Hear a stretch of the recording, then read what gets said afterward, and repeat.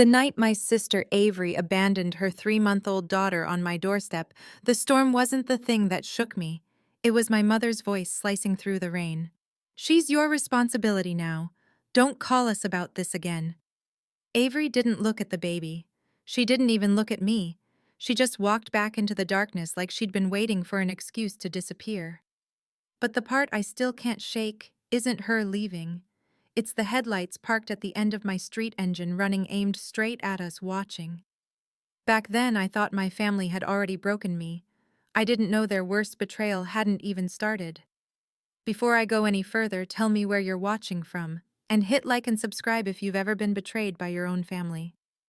Because what happened next didn't just change my life, it exposed secrets my family had buried for years. And trust me, you'll want to hear all of it. I grew up in a house where love wasn't given, it was earned, bargained for, and handed out in uneven doses. My parents, Evelyn and Thomas, never said Avery was their favorite, but they didn't have to. Every dinner made it obvious.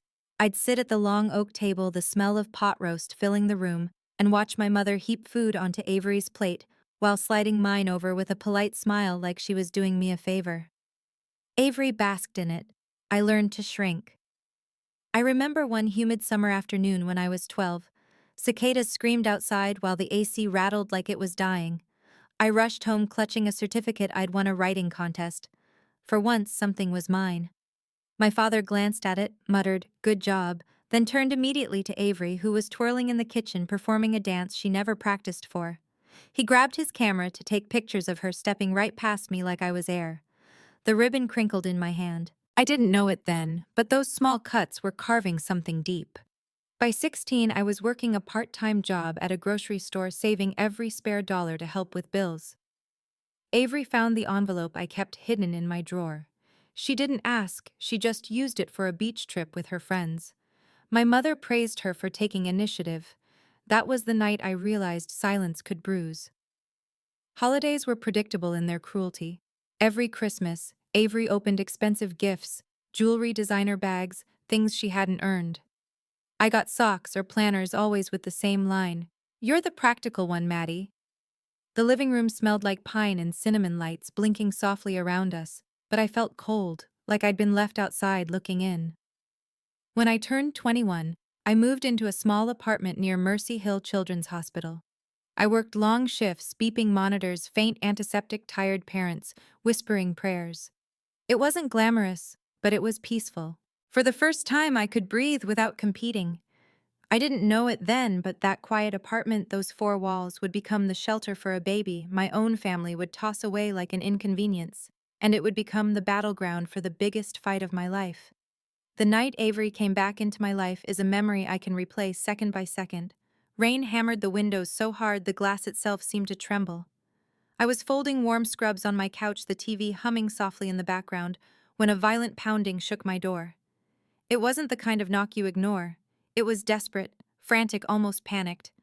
When I opened it, Avery stood there, drenched mascara streaking down her cheeks like ink bleeding through paper.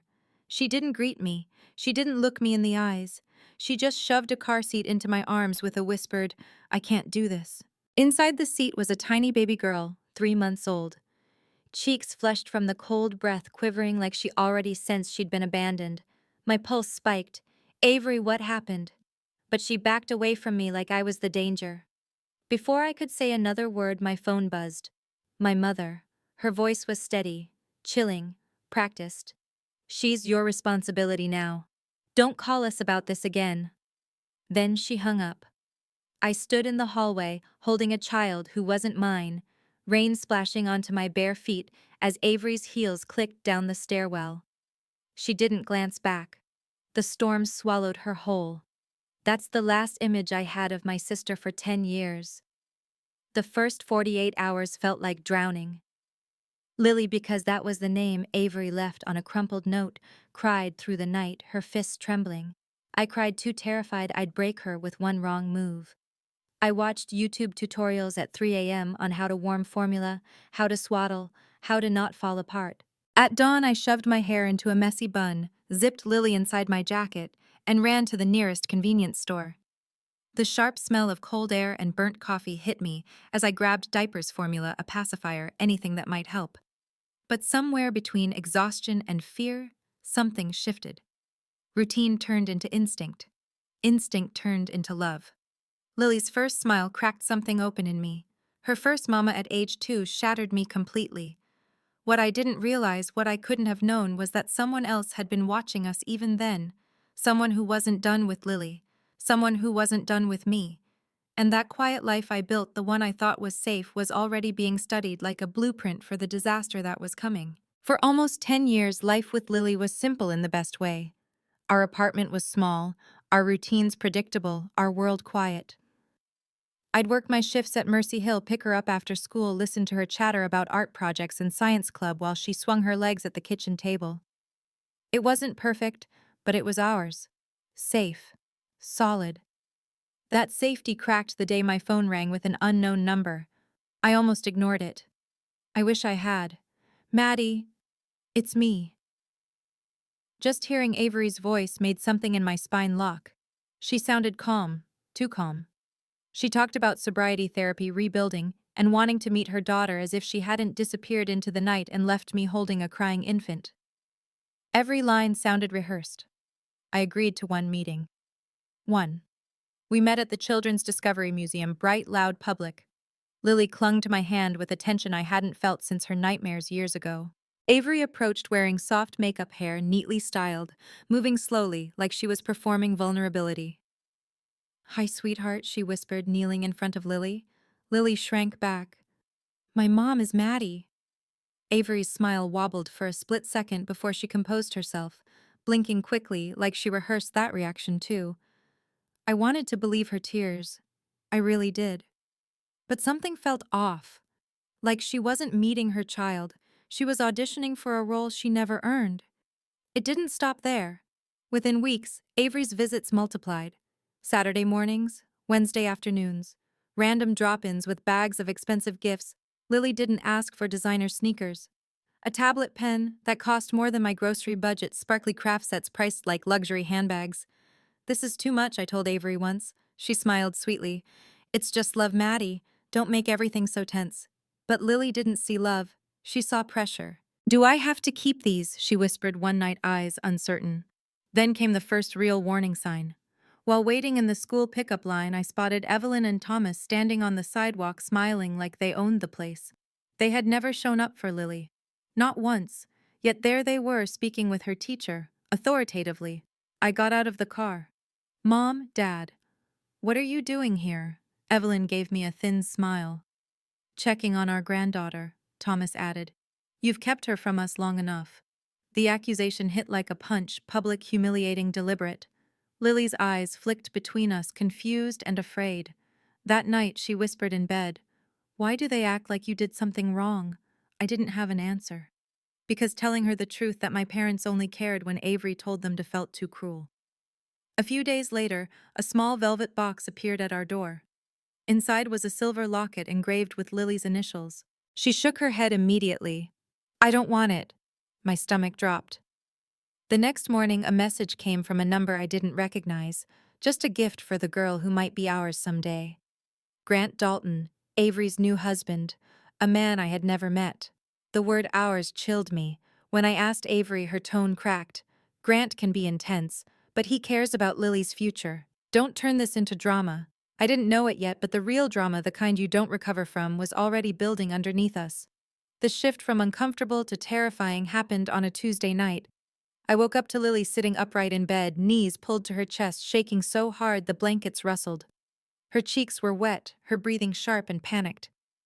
"Mom," she whispered, "is someone taking me away soon?" My blood ran cold. "Why would you think that?" She swallowed, voice cracking. "Grandma was outside my window. She said I should come back to the real family." I felt the floor tilt. Our building was secured, multiple locked entrances, cameras, a key fob system. No one should have been anywhere near her window.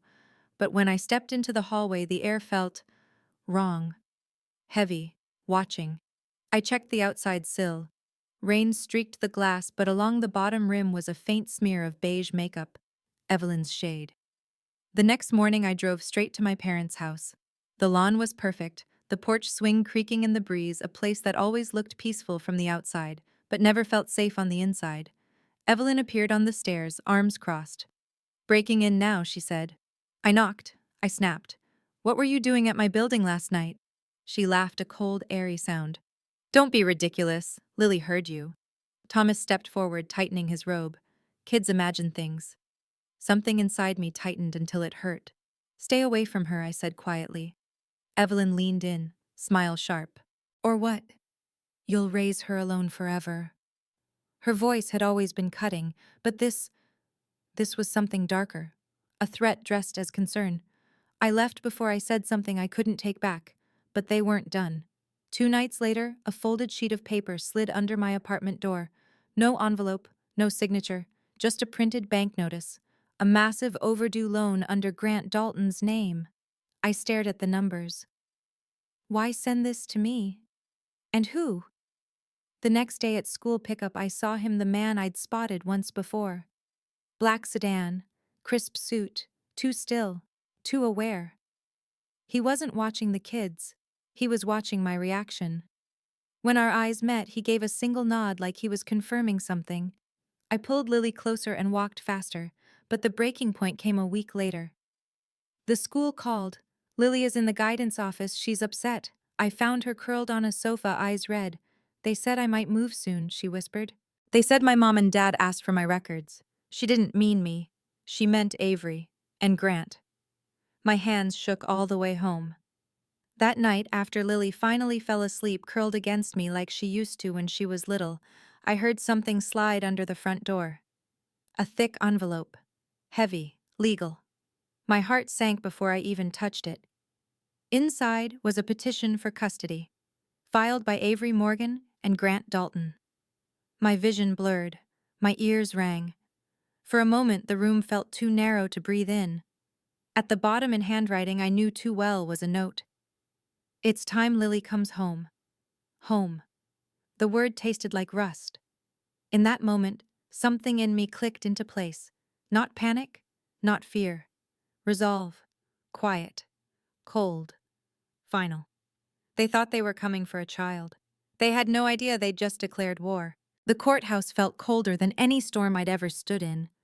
Tall ceilings, gray walls, floors that echoed each footstep like a warning. I sat beside my attorney, Julia Hernandez, trying to keep my breathing steady while the sealed folder lay between us. That folder was the line between losing Lily and losing myself. When the doors opened, Avery walked in first. Pale blue dress, soft makeup, carefully curated innocence. Grant followed, posture stiff, eyes sharp, like he was already calculating the outcome. My parents trailed behind them, dressed like they were attending a church event instead of a custody battle they engineered. Judge Harriman entered. Silver hair, calm expression, voice like steel. "Let's begin." Avery took the stand first. "I was sick back then," she said, voice trembling. "But I got better. I've worked so hard to rebuild my life. I want my daughter back." Madison kept Lily from me. Her tears fell exactly where she wanted them to. Then came my parents. Evelyn inhaled dramatically. "We tried to stay involved. Madison shut us out," Thomas added. She isolated Lily from her own family. Not one mention of the years they ignored us, or the night Avery abandoned her child, or the call where my mother said Lily was my responsibility now. Grant testified last.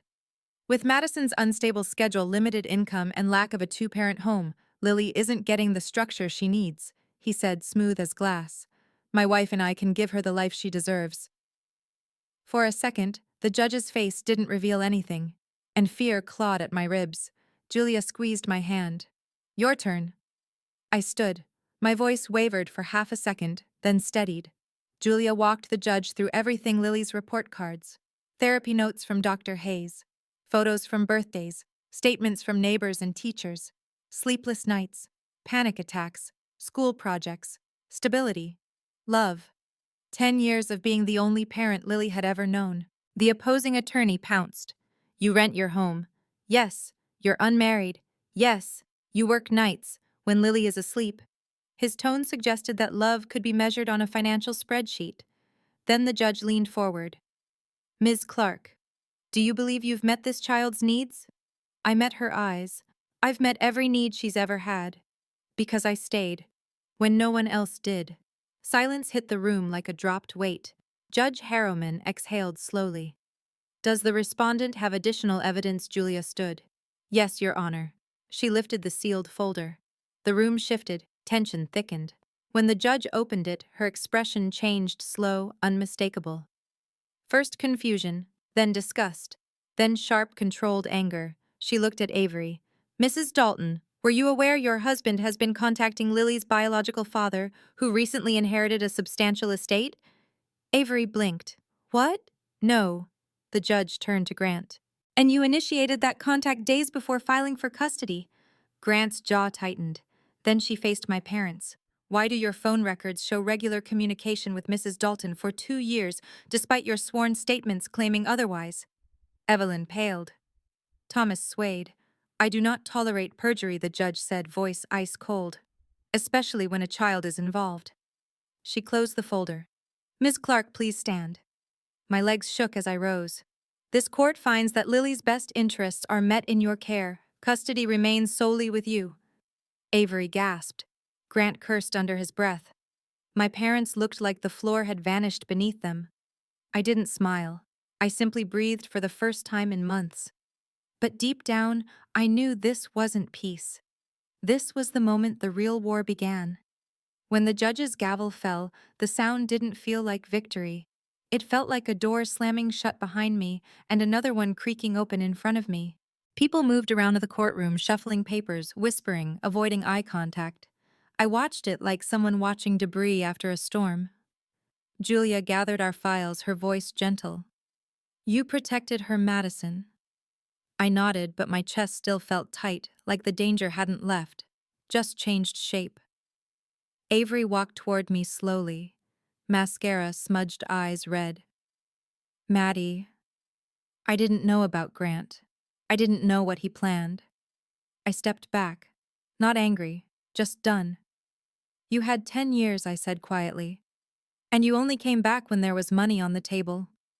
She flinched. Not because it was cruel, because it was true. Grant didn't speak as he was let out, but he shot me a look. Cold. Calculating. A look that promised this wasn't over. My parents hovered near the doors, unsure whether to apologize or defend themselves. Evelyn smoothed her coat fingers, trembling. We just wanted what's best for the family, she whispered. I met her eyes. No. You wanted control. Her face tightened with humiliation, the kind that doesn't go away.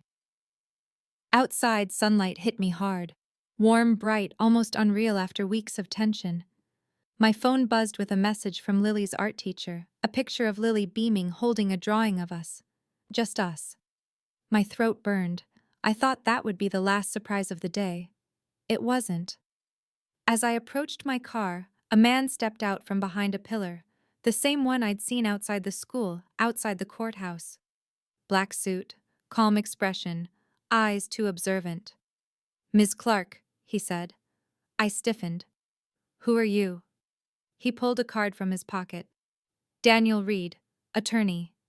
For who? He hesitated just long enough to make my stomach drop. Someone connected to Lily. Someone who's been looking for the truth for a long time. My pulse spiked. Connected how? Her biological father, he said quietly. Now that the custody case is resolved, he would like to meet. Wind pushed against my back like the world itself was shifting. I had no idea what this man wanted, no idea what story waited behind him, but one thing was certain. My family wasn't the only threat in this story, and whatever was coming next, they had just handed me the one weapon I needed. If you've ever felt like the outsider in your own family, make sure you hit subscribe. Stories like mine don't end when the judge bangs the gavel, they just shift into a new kind of battle. Tell me in the comments if you've ever had to stand up for someone you love when nobody else would. And stay with me, because what's coming next about Avery, about Grant, and about the man claiming to be Lily's father is a story I never expected to tell. This isn't over, not even close.